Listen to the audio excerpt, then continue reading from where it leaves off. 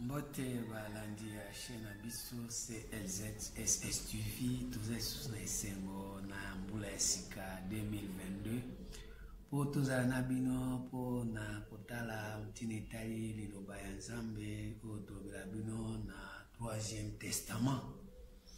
Nzambe azwa lokumu esengo ezali po ete bato ebele baza na posa ya koyeba Nzambe, bato ebele bazoluka Nzambe, bato ebele bazosala ba nuit de prière baveye, bato ebele bazosangana koluka Nzambe.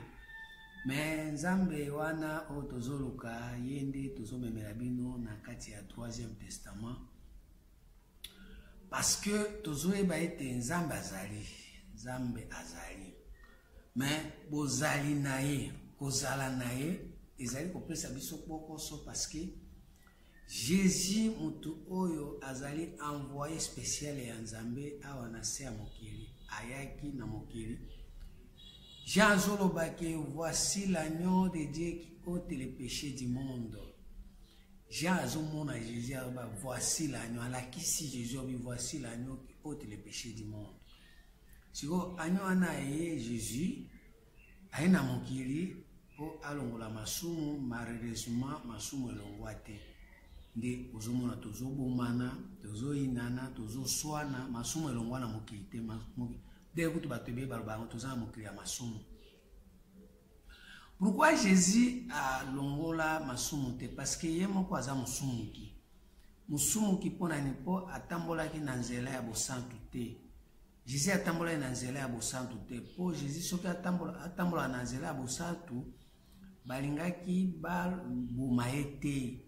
Balingaki ba kaina ekulusu te. Tositolobeli makambo ya ekulusu. Ekulusu ezali mabaya mibale, bois na poto. Poto etelemi, bois elali. Siko na kati ya ekulusu wana toza na 2 personnalités ba jouer rôle. Ezali poto, ezape na bois. Siko na kati ya biloko mibale wana soko ozwi Jésus otomboli ye, omatisi na niveau ya poto na bois, obetisi te Jésus akokufa. Mais ce que ezalaki Jésus atambolaki na nzela ya bosantu, la voie sainte, atomatisi mutu na ekulusu obetisi te ekozwa ye te. Elingi koloba nini bandeko baningami kati na nkolo? Tango tolobaki makambo etali tositoteya makambo na 3e testament, ekulusu elingi koloba esprit d'erreur. Esprit d'erreur ezo salake mutu nzela ya mususu ezolalisa ye, mususu ezomatisa ye. Oza na esprit ya kolala, oza na esprit ya kolamuka. Siko na 2 esprits wana soki ekambi yo, oyo ya kolala na ya kolamuka, ekokomisa na bosantu te, na la voie sainte te. Po oyo ya kolala eza Moïse, oyo ya kotelema eza Eli. Ba deboa wana nde bato oyo bazo gérer mokili. Yango moni Jésus tango batiaki ne kurusu batiaki ba 2 brigands, moko na gauche moko na droite. Ezalaki ba brigands nini? Moïse na Eli. Pona kolakisa ki chaque fois Jésus soki amati na ngomba abengaka milimo mibale wana ya erreur. Moïse loi, Eli miracle. Pamba te bato ebele baza na loi, baza pe na miracle ya loi. Siko 2 esprits wana soki Jésus amati na ngomba asalaka transfiguration. Soko otangi na mkanda ya Marc 9, Matthieu 17, omona bazo expliquer makambo wana. Siko biso tomemela bino 3e testament, tozoya sur na bois na poto te. Biso tozoya na arbre de vie. Oyo eza kaka nzela kaka moko oyo ezali na nzete ya bomo, eza na nzete mibale te bandeko balingami kati na nkolo. Or arbre de vie soko otangi na mkanda ya Genèse 2 verset 9, Nzambe atiaki yango na jardin na katikati. Atiaki yango na jardin na katikati. Po ete arbre de vie wana mutu nyonso oyo akomatela yango arbre de vie jamais obetisi te mutu wana kokufa. Po Jésus tango ayaki na arbre de vie Na tango azoya na arbre de vie, azoya nde na vie éternelle. Or mutu aza na vie éternelle akufaka te. Bomo ya seko. Siko, à travers Eli na Moïse, bazo memisa Jésus charge.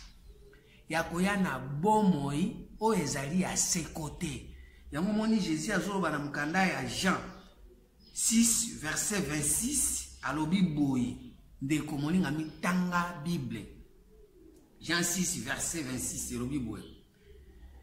Jésus leur répondit, en vérité, je vous l'ai dit, vous me cherchez non parce que vous avez vu des miracles, Élie, mais parce que vous avez mangé des pains et que vous avez été rassasiés. Pain waneza Moïse. Loi. Bomona ki miracle, bolia ki pe lipa neza ki Moïse. Travaillez non pour la nourriture qui périsse. Loi. Loi, soko lingi, o kangamarango, yeba ki loi ekoleka. Mibeko. Pour Christ, yemo kwa zali, fait ya loi. Romain azolo bango, Romain 14. Bande obaninga mikati na nkolo. Siko batu bele bazana loi, bazana mibeko ya Nzambe, bazana miracle, bazana Eli. Mais une fois bazolanda Jésus, bazolanda epo na nourriture qui périt. Loi, mibeko ekobukana. Travaillez non pour la nourriture qui périt, mais pour celle qui subsiste pour la vie éternelle. Il y a aussi la nourriture qui subsiste pour la vie éternelle. Et que le Fils de l'homme vous donnera, car c'est lui que le Père, que Dieu a marqué de son sceau. Il y a aussi la nourriture qui ne périt jamais. Na katia arbre de vie. Ils lui dirent, que devons-nous faire pour faire les œuvres de Dieu? Jésus leur répondit, l'œuvre de Dieu, c'est ce que vous croyez à celui qu'il a envoyé. Il a envoyé qui? Est-ce qu'il a envoyé Moïse et Élie et Jésus? Ou bien il a envoyé arbre de vie qui est Christ? Quel miracle fait-il donc? Lui dit-il, afin que nous le voyons et que nous croyons à toi. Quel miracle! Eli nini yo salaka. Eli. C'était mususwana Eli. Miracle. Batu balingi miracle mingi, mais miracle wana nakati ya loi. Nakati ya Moïse. Ba des brigands. Moïse na Eli. Miracle nyonso eza nakati ya loi. Ezali ba miracle moko passager. Quel miracle fait-il donc? Lui dit-il, afin que nous le voyons et que nous croyons à toi. Que fait-il? Nos pères ont mangé la manne dans le désert selon ce qui est écrit. Il leur donna le pain du ciel à manger. Pain du ciel, Moïse. Lipa oyozota na ciel, Moïse. Jésus leur dit, en vérité, je vous l'ai dit, Moïse ne vous a pas donné les pains du ciel, mais mon Père vous donne les vrais pains du ciel. Tous en a pain du ciel, Moïse, tous en a les vrais pains du ciel, Christ.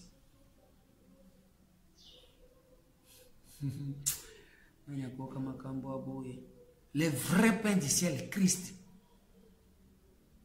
Pambate okozala na loi. Mais osana Christ te. Or Christ ezali loi te. Après Sabino yango Colossiens 2. Yoka pain du ciel, le vrai pain du ciel. Je veux en effet que vous sachiez combien est grand le combat que je soutiens pour vous et pour ceux qui sont à Laodicée. Et pour tous ceux qui n'ont pas vu mon visage à la chair. Moïse. Mibeko. Elongi anzoto, afin qu'il lit les cœurs remplis de consolation, qu'ils soient unis dans la charité, enrichis d'une pleine intelligence et pour connaître les mystères de Dieu. Pain, vrai pain du ciel, mystère de Dieu. Savoir Christ, pas Moïse. Mystère de Dieu, savoir Christ, pas Moïse. Or, Moïse peut. C'est là. Toi aussi, ça. Mystère de Dieu. Savoir Christ. Mystère dans lequel sont cachés tous les trésors de la sagesse et de la science. Mystère dans lequel sont cachés tous les trésors de la sagesse et de la science. Je dis cela afin que personne ne vous trompe par des discours séduisants de loi. Car si je suis absent de corps, je suis avec vous en esprit. Christ wana, mystère, mystique ya Nzambe. Ezalaka na nzoto te, eza loi te, mes esprits. Car si je suis absent de corps, quel corps? Corps de Moïse. Je suis avec vous en esprit. Voyez avec joie le bon ordre qui règne parmi vous et la fermeté de votre foi en Christ, pas à Moïse, pas en Jésus. Mais ce que Jésus atambolaki na nzela bo sainteté ya Christ, ya atambolaki na nzela ya Moïse loi. Tiko yango moni Jésus tango azali ko matana ngomba Moïse amonani, Eli amonani, mais Christ amonanaki te. Christ amonanaki te. Or muto esengeli atambola na nzela ya Christ. Soko za na Jésus, Jésus na yo fo atambola na nzela ya Christ. Zamba ebi Christ, aibi Moïse te, aibi pe Eli te. Aibi pe Jésus te. Ba ange nde ba ibi Eli. Or soko koti pa ba ange za ba esprit. Mais ba esprit wana eza envoyé pour na ko exister ministère na kati ya ba ko hériter le sali. Bande kona ngai. Na minito siko okoza na sali mais oza vie éternelle. Okoza na sali mais oza vie éternelle. Na loba nini? Nzamba salele ngai na komi na kimia na sali na bali mais libala no eza vie éternelle. Ozwi sali, nazali na musate, nazwi musala, na komi na mbongo, ozwi mbongo, bien sûr, mbongo wana yomemona vie éternelle. Oza na sali, ça veut dire oza na kimia moko boye po oza na mbongo. Oza na kimia moko boye po bali, ozwi musala, osomi bandako. Mais yomemona vie éternelle te. Bandeko, baninga mikati na nkolo. Okota na sali, okota na kimia moko boye. Okota na kimia moko boye, mais vie éternelle zate. Or toza pe na la voie sainte. Oui, sengele me ma vie éternelle. Bande baninga mikati na nkolo. Ya omoni Jésus ba bomaye. Ba bomaye pourquoi? Parce que azaki na sali, mais azaki na vie éternelle. Ko bomaye Jésus lingi ko banini? Ko bomaye Jésus liloba. O ezoya na loi, ezoya na miracle. Loi Moïse, ezoya pe na miracle. Eli ba débrigand, ba demi-ibi. Yangwana moni lelo tozolbe makambo nzambe bato ba comprendre po Eli azipiki bango miso. Toba makambo nzambe bato ba comprendre parce que Moïse akangi bango miso. Aveugle bango. Mais ce que soki ba fungoli miso mati na Christ mbala moko komi libre. 2 Corinthiens 3 verset 16. 2 Corinthiens 3 16e verset. On comprendre makambo nzambe tamutuya le biboy. Mais lorsque le cœur se convertisse au Seigneur, le voile est ôté. Na 15. Jusqu'à ce jour, quand on lit Moïse, Moïse batanga gaye, mibeko. Un voile est jeté sur leur cœur. Otangi mibeko mbalamoko bazui monte mano basani, bachango barrière, okoka lokote. Bazipiki yango. Mais lorsque le cœur se convertisse au Seigneur, le voile est ôté. Or, le Seigneur, c'est l'Esprit. Et là où il est l'Esprit du Seigneur, là est la liberté. Ce qu'on a esprit de Christ, le mystère caché, Yanzam, de Jésus, de Christ, Jésus. Ce qu'on a katia Christ, voit le Seigneur, elongwe, wapi, na mutema. Puis c'est mutema, yabatu nyonso, obazo tambola na Jésus, na Moïse, na Eli, azana voile. Wale wapi na motema. Motema bango eza kufungwa mate, eza kukangama. Bazipiki yango. Omoni lelo, toko wako to sala tout, toko sa bat na kati ya 3e testament bango tate. Bango tate. Puisque voile les ali, pe Eli afandi azana bomo. Moïse afandi azana bomo. Mibeko efandi mibeko Moïse. Bikamo ezali, bikamo ya Moïse ya loi. Pour la transfiguration à Jésus. Or, ce que Jésus a se transfiguré, beaucoup tonga ba tante. Tante go tonga ma, bon ça a trois tantes. Moko ya Moïse, moko ya Eli, moko ya Jésus. Mais beaucoup tonga ka jamais nda kwa nzambe. Nda kwa nzambe batonga kango na libanga. Pe libanga yango ezali kaka moko Christ. Totanga. 1 Corinthiens 3, verset 9. Tout bana atana 11. Tout bana atana 10. Selon la grâce que Dieu, selon la grâce de Dieu qui m'a été donnée, j'ai posé les fondements comme un sage architecte et un autre a bâti dessus. Mais que chacun prenne garde à la manière dont il bâtit dessus. Car personne ne peut poser un autre fondement que celui qui a été posé, savoir Jésus-Christ. Pas Jésus, Jésus-Christ. Pour cause de Jésus, il y a Élie et Moïse, il y a Jésus-Christ. Jésus, ce n'est que parole, parole est un mystère. Pour Christ, c'est un mystère en Zambie. Parole est un mystique en Zambie. Tout le temps, Colossiens 2 à 3. Sagesse est cachée dans Katia Makambo à Bonzambé. Car personne ne peut poser un autre fondement que celui qui a été posé, savoir Jésus-Christ. Jésus, parole, Christ, mystère. So, lelo Jésus azotambi sabato na nzela oyo Christ azate. Ezaka Jésus ya pamba na Moïse na Eli. Parole ya mibeko na bikamwa. Mibeko kiri. Église mobefanda mibeko basi koto mibali koto. Olata kitambalo kota wate. Olati patalo libanda. Mena molimo kuna Christ aibani te.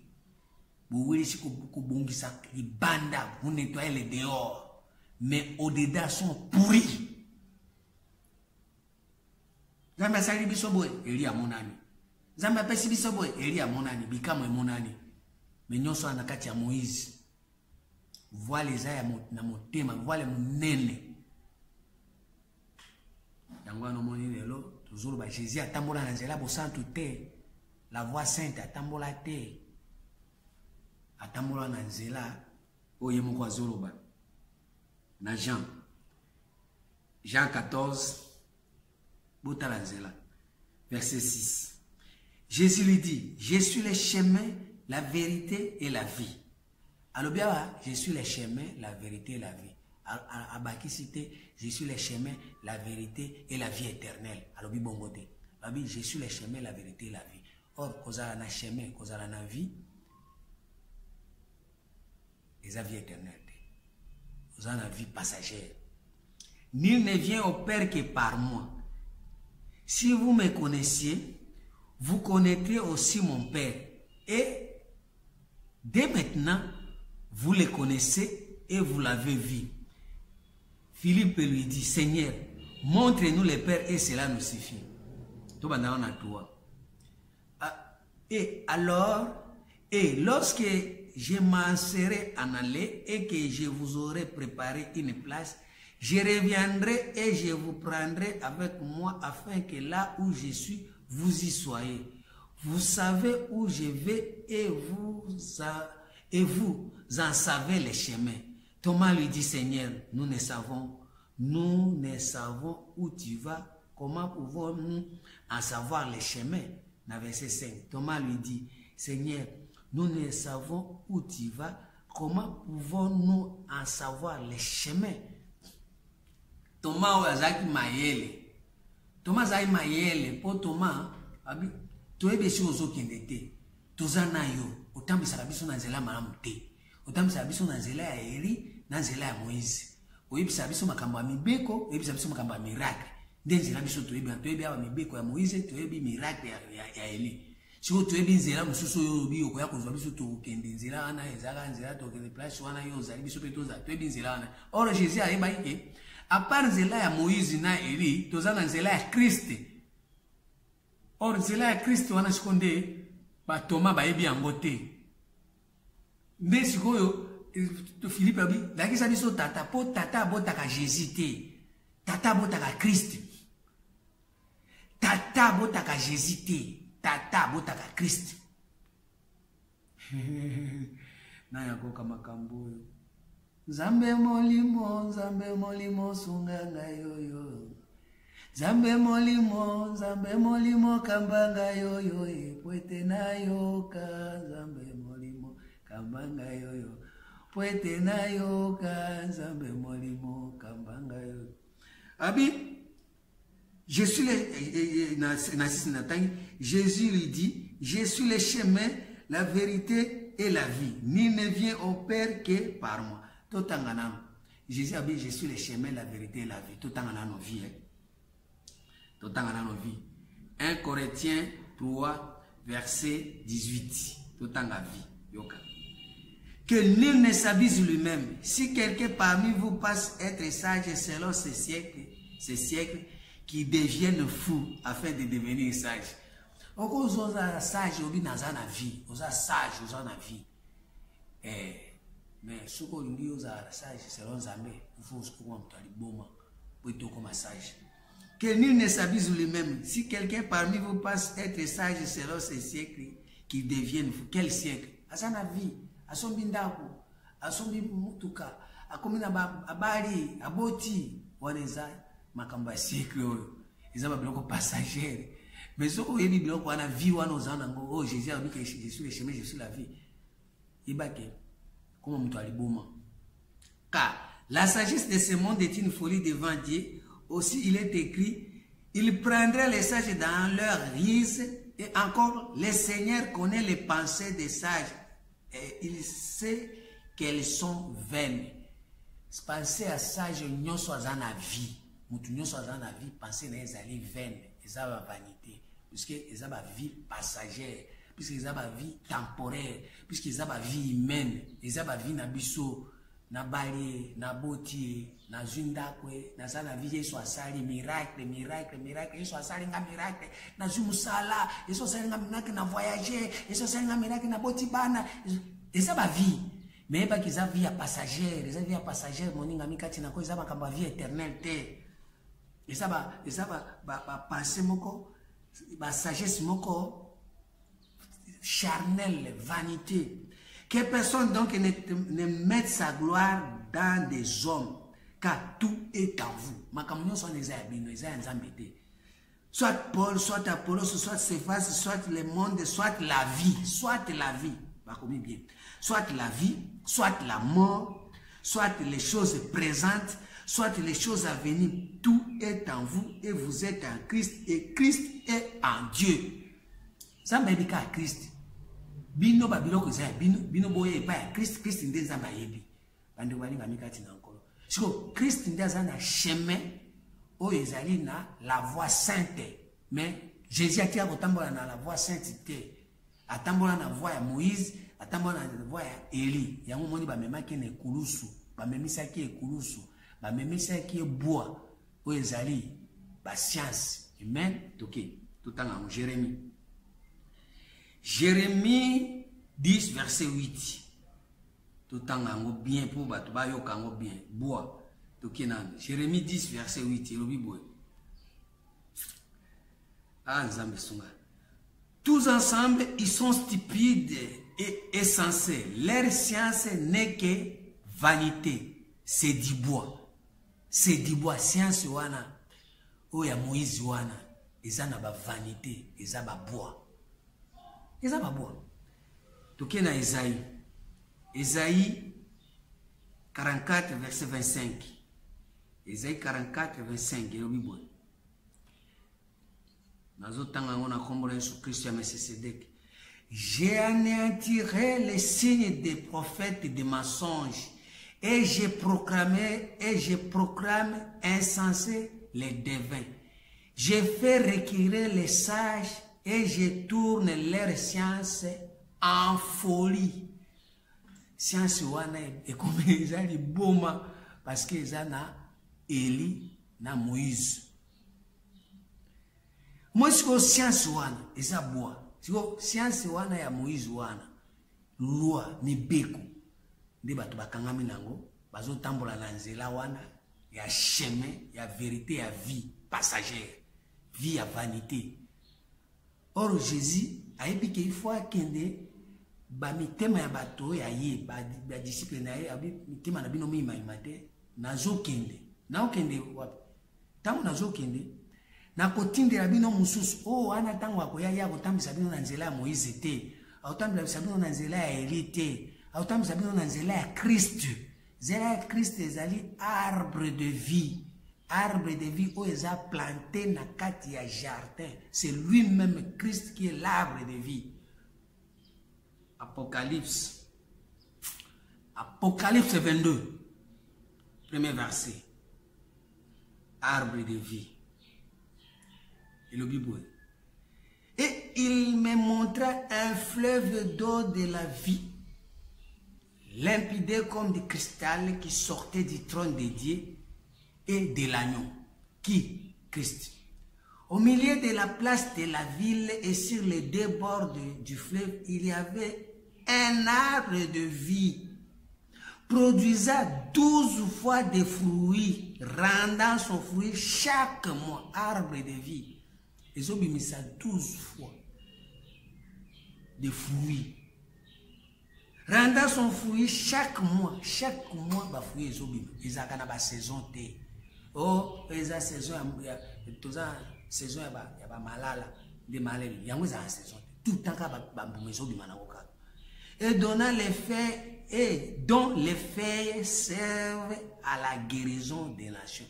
Makasa nango o ezana kati ya arbre de vie, makasa ya pamba ba nation bazosala nini bazako bika bandeko baningami bambuma sikoyo ezali pona kolesa bandeke bato bapumbwaka bao bapumbwisaka makanisi bo balongolaka makambo ya terre bandeke o nzambe moko azoba bazwazo bavole bapumbwa babima na se bauta na mai bapumbwa likolo. C'est la Genèse 1 verset 20 à 21. Que les eaux produisent des oiseaux vivants qui volent. Bandeko totika masiki na makambo nzambe. À ce moment-là, soki to memami to komi bandeko to komo pumbwikisa makanisi nde to kotambola sikoyo na la voie sainte. Mais soki to pumbwisa makanisi te to kotambola na chemin vérité to kozwa vie, mais vie passagère. Pour mutwa pumbwa esengeli premièrement bapesa ye mapapu. Pour mapapu ane ko bimwapi soki okutani na arbre de vie. Nanya oyoka makambo oyo. Akoka makambo oyo Psaume 1 premier verset. Akoka makambo oyo Psaume 1. Heureux l'homme qui ne marche pas selon les conseils des méchants. Moni tout ça la voix wana eza nzela ba méchant. Pourquoi ba Jésus, ba Moïse, ba Élie, ba méchants, ce sont des brigands. Heureux l'homme qui ne marche pas selon les conseils des méchants, qui ne s'arrête pas sur les voies des pécheurs et qui ne s'assit pas accompagné de moqueurs. Ba Moïse na ba Élie, ba moqueurs, ba ça moquerie. Mais qui trouve ce plaisir dans la loi de l'Éternel et qui la médite jour et nuit. Il est comme un arbre, planté près d'un courant d'eau. Et ça, quoi, nzete, ou l'onami na pembeni ya mai, source, tout le temps, ils ont bimisa kaba fouille. Ou bimisa bambouma 12 fois. Et puis chaque mois, ou bimisa bambouma. Pour nani ponze ezali, mais Eli akopesa ombuma sans été. Eli akosala le miracle sans Christ. Ponze ete abomo eza Christ, mais na Eli batebele bosala miracle ba yebi Christ te. Moïse akokotisa yo na kati ya voile, omona te, omona Christ te. Mutu amema Moïse, amema Christ abunga mutu abungisa Christ za Moïse loi so za na kati ya mibeko mingi mbala moko kokota na mystère ya Nzambe te, mystique ya makambo ya Nzambe ya mystique kokota te. Ande balinga mikati na nkolo obando sala kama makambo ya nini oyo ezali na Eli bikamwa pe oyo eza na mibeko oyo ezofanda na kati na Jésus botonga batante kiliki me mopepe soki eye pumbukisi yango tante mopepe soki eye pumbukisi yango yomoni Pierre ntango alingaki asala tante Jésus alobaki non ce n'est pas le moment osala batante awo so osali tante koboya kotonga ndako ya Nzambe oyo Nzambe aza na posa ndako na ye tongama na mabanga oyo ezali Christ mystère ya Nzambe tonga ndako ya Nzambe na mabanga oyo ezali Christ. Or la voix sainte ezali potonga ndako na nzela ya Christ. Ephésiens 2 verset 19. Ephésiens 2 19. Oh Bible, olobaka bien boye. Ainsi donc vous n'êtes plus des étrangers ni des gens du dehors, mais vous êtes concitoyens des saints, la voix sainte. Des saints, gens de la maison de Dieu. Vous avez été édifiés sur le fondement des apôtres et des prophètes, Jésus-Christ lui-même étant la pierre angulaire. Jésus-Christ, Jésus, parole, Christ, mystère. En lui, tout édifice bien coordonné s'élève pour être un temple saint.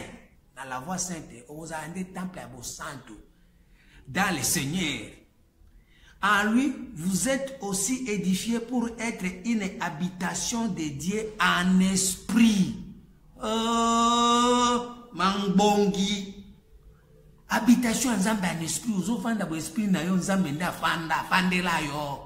Eza Moïse était, Eza hérité, Eza babiraka ya buzobate, Eza ba loi ba mibeko kili.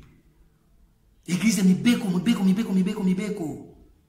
Non. Wana eza so habitation Nzambe te, wana eza habitation ba démon. Wana eza habitation ba prophète, ba mpikudi, ba magicien, ba marabout. Tout ba esprit nyonso impire ba ofanda wana. Ya moni place mibeko ezali. Okbeya peza ebele batu bazokbeya kiki otunuka zoko kwa supporter Nzambe. Romains 10 premier verset. Frère, levez de mon cœur et ma prière à Dieu pour eux qu'ils soient sauvés.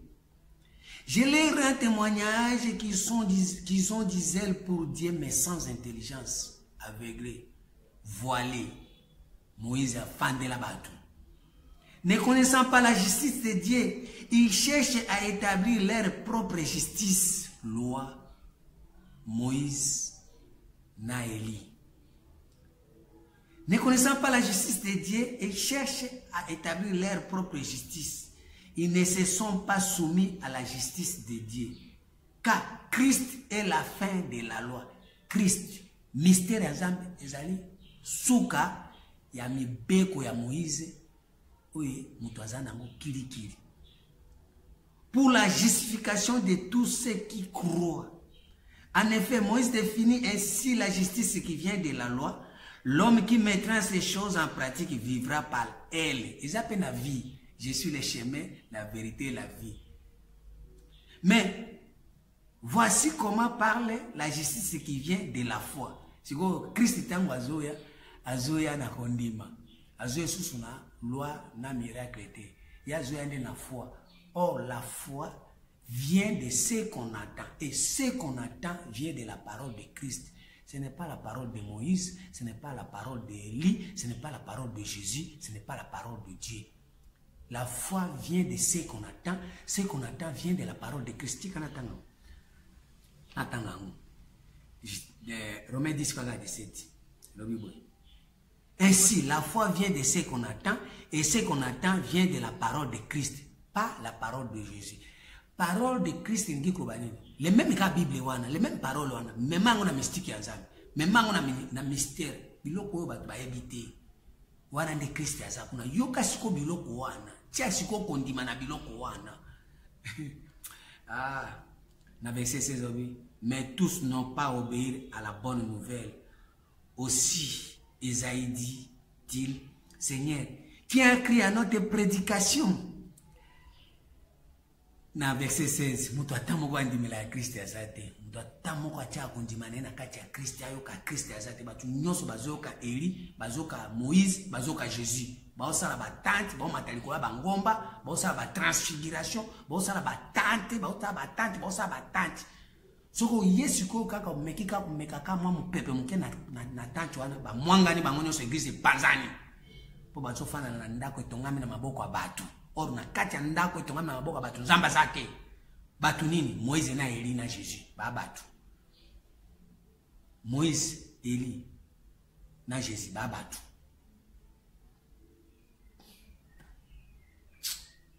nzamba sunga mutu azoka biloko wana nzazoka bakamo so or tolongwa epai ya Jésus tolongwa epai ya Eli tolongwa epai ya Moïse pour toi que c'est Christ mais c'est Christ pour que c'est ça 2 Corinthiens 5 verset 16 2 Corinthiens 5 16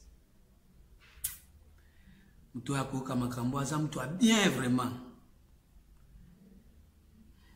mtu bandatana 14 car l'amour du Christ nous presse parce que nous estimons que si un seul est mort pour tous donc sont morts. Ce qui est sur Kofi, nous sommes pas na elongo parce que Christ, Jésus, a tambola que n'anzira bo santo te, il faut kufa nae. Et qu'il est mort pour tous afin que ceux qui vivent ne vivent plus pour eux-mêmes, mais pour celui qui est mort et ressuscité pour eux. Et c'est ce que boma Jésus na Eli na Moïse pour être tout sekwisa sikoyo Christ pour esengeli Jésus a sekwa na niveau ya Christ soka sekwi na niveau ya Christ nde bato bakotambola na la voie sainte nazolo banini so tozu parole to même yango siko na ndenge ya mystère ya Nzambe nde bato bakotambola na nzela ya bosembo nde bato bakoyeba Nzambe nde bato bakotambola siko na molimo wa Nzambe bakotambola siko na molimo ya ba mibeko te bakotambola siko na ba mibeko na ba molimo ya ba miracle te bakotambola siko na molimo ya ba parole ya vanité te oh Jésus azanango. Oh Jésus a même la bateau. Na kati ya vanité, voit les alliés.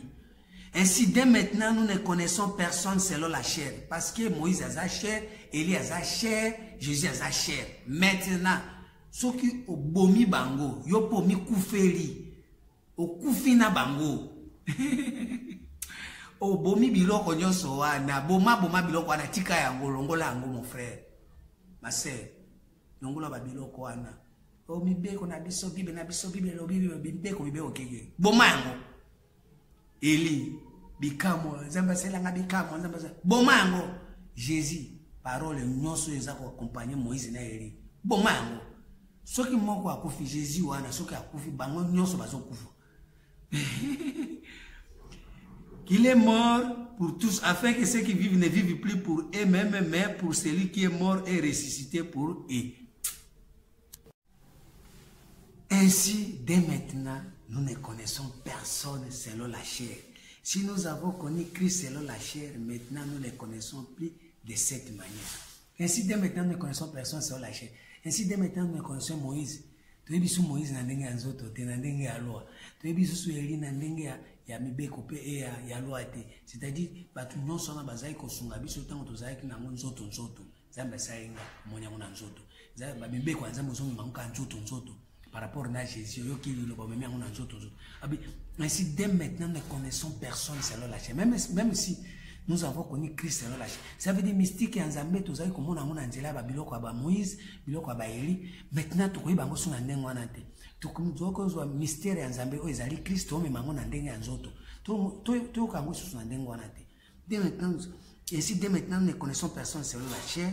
Et si nous avons connu Christ selon la chair, maintenant nous ne le connaissons plus de cette manière. Si quelqu'un est en Christ, il est une nouvelle créature. Moins de place, comme une nouvelle créature, nous sommes dans la voie sainte. Ce que vous allez vieil homme, dans la voie sainte. Or, vieil homme, ils allaient Moïse, Élie, Jésus. Autant dans la loi, autant dans la miracle, autant dans la liloba, l'olengi wana, aux âmes to akala. Nous avons une nouvelle créature. Or, nouvelle créature, Dieu Seigneur dans la voie sainte.